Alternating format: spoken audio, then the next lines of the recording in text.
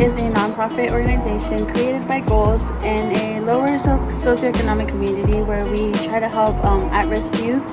Our goal is just trying to be there for them, show them how to have good sportsmanship, and overall just build a good relationship with their own community.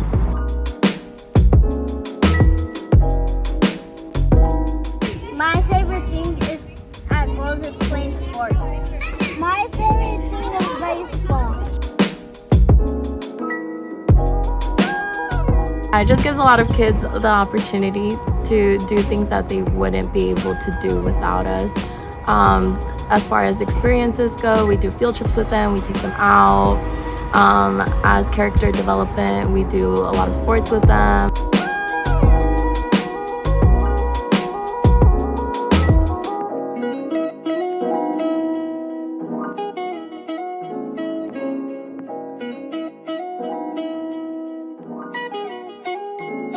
So I've been in Goals since I was 4, and I've learned many different things throughout my career here. I've learned things such as how to communicate with others, how to be a leader, and just how to work well with others. And currently at ABC, I'm hoping that I can do the same thing for these kids that I am working with, along with my peers and the other coaches.